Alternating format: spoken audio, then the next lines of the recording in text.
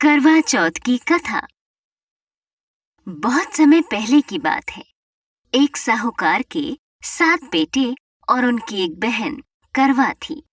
सभी सातों भाई अपनी बहन से बहुत प्यार करते थे, यहाँ तक कि वे पहले उसे खाना खिलाते और बाद में स्वयं खाते थे। एक बार उनकी बहन ससुराल से मायके आई हुई थी। शाम को भाई जब अपना व्यापार व्यवसाय बंद करके घर आए तो देखा कि उनकी बहन बहुत व्याकुल थी। सभी भाई खाना खाने बैठे और अपनी बहन से भी खाने का आग्रह करने लगे, लेकिन बहन ने बताया कि उसका आज करवा चौथ का निर्जल व्रत है और वह खाना सिर्फ चंद्रमा को देखकर उसे अर्घ्य देकर ही खा सकती है। चूंकि चंद्रमा अभी तक नहीं निकला है, इसलिए वह भूख प्यास से व्याकुल हो उठी है। सबसे छोटे भाई से अपनी बहन की हालत देखी नहीं जाती और वह दूर पीपल के पेड़ पर एक दीपक जलाकर चलने की ओट में रख देता है। दूर से देखने पर ऐसा प्रतीत होता है कि जैसे चतुर्थी का चांद उदित हो रहा हो। इसके बाद भाई अपनी बहन को बताता है कि चांद निकल आया है, तुम उसे अर्घ्य देने के बाद भोजन कर सकती हो। बहन खुशी के मारे सीढ़ियों पर चढ़कर चांद को देखती है, उसे अर्घ्य देकर खाना खाने बैठ जाती है।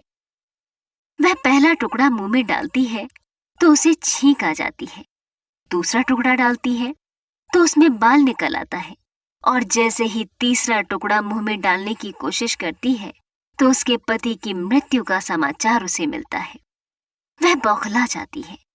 उसकी भाभी उसे सच्चाई से अवगत कराती है कि उसके साथ ऐसा क्यों हुआ।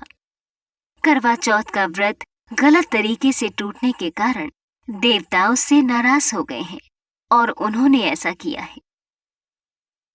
सच्चाई जानने के बाद करवा निश्चय करती है कि वह अपने पति का अंतिम संस्कार नहीं होने देगी और अपने सतीत्व से उन्हें पुनर्जीवन दिलाकर रहेगी। वह पूरे 1 साल तक अपने पति के शव के पास बैठी रहती है, उसकी देखभाल करती है। उसके ऊपर उगने वाली सुईनुमा घास को वह एकत्रित करती जाती है। 1 साल बाद फिर करवा चौथ का दिन आता है। उसकी सभी भाभियां करवा चौथ का व्रत रखती हैं।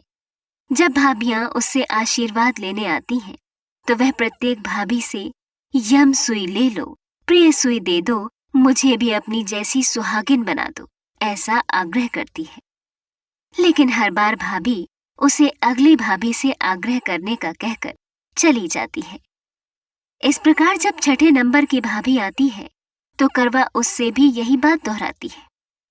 ये भाभी उसे बताती है कि चूंकि सबसे छोटे भाई की वजह से उसका व्रत टूटा था, अतः उसकी पत्नी में ही शक्ति है कि वह तुम्हारे पति को दोबारा जीवित कर सकती है। इसलिए जब वह आए तो तुम उसे पकड़ लेना और जब तक वह तुम्हारे पति को जिंदा न कर दे उसे नहीं छोड़ना। ऐसा कहकर वह चली जाती है। सबसे अंत में छोटी भाभी आती है।